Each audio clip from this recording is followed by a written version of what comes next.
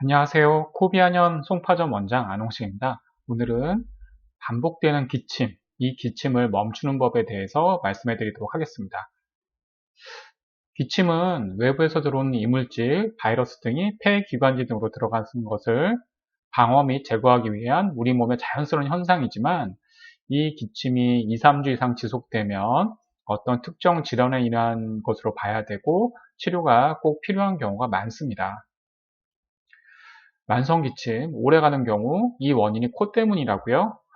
왜 코랑 기침이 상관있지? 라고 생각하시는 경우가 있는데요. 만성기침의 대표적인 원인은 사실은 후비루입니다. 후비루라는 것은 코가 목 뒤로 넘어가는 증상을 말하는데요. 이 코가 안 좋아서 코 안에 콧물이 많이 생기면서 이 코가 목 뒤로 넘어가면서 목을 자극해서 기침하는 경우가 많다는 것입니다.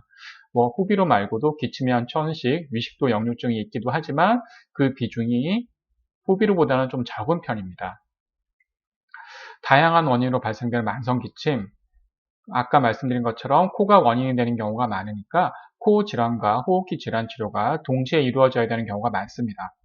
그래서 비염, 축농증 등의 원인 치료를 하고 기관지 진정 치료를 같이 해주는 것이 기관지 이런 여러 가지 기침 완화하는 데 도움이 됩니다.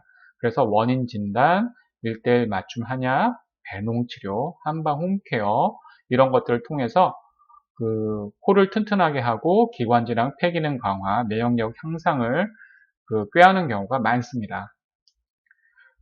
한약은 당연히 1:1 맞춤 치료와 처방이 되어야 되고요. 유해 성분 걱정 없는 청정약재를 사용한 한약을 복용하는 게 좋습니다.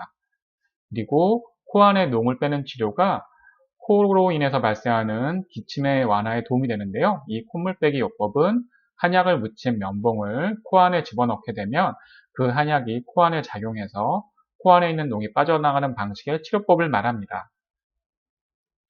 그리고 기침을 완화하는 데 도움되는 여러 가지 약재가 있는데요. 특히 길경은 다른 말로 도라지라고 하는데 기침과 과래, 목의 통증 완화에 도움되는 좋은 약재입니다. 그리고 감초가 있습니다. 감초는 기침을 멈추고 목에 열을 내리는 데 도움이 되고요. 여러 가지 약을 조화시키는 데 도움이 돼서 약방의 간초라는 이름으로 부르기도 합니다. 그리고 맹문동은 기침 치료랑 기관지를 좋아지게 하는 데 효과가 있는 좋은 약재 중에 하나입니다. 그리고 모가는 기침에도 좋고 목의 염증을 완화하는 데 도움이 되고 소화 기능을 좋아지게 하는 효과가 있어서 기침에 좀 쓸만한 한약재라고 볼 수 있습니다. 그리고 오미자는 기침을 완화하기도 하고 폐를 튼튼하게 하는 효과가 있어서 기침에 많이 활용할 수 있습니다. 그리고 기침에 도움되는 여러 가지 음식이라든지 약재를 또다시 정리를 해드리면 도라지, 가래를 없애고 염증을 줄여주는 아까 길경이라고 소개가 됐었죠. 그리고 가슴에 뭉친 열을 풀어주는 배, 그리고 면역장부 부신을 튼튼하게 하는 블루베리, 그리고 알레르기 질환 억제에 도움되는 양파, 기관지 염증 제거와 억제를 돕는 사과, 그리고 은행이 있습니다.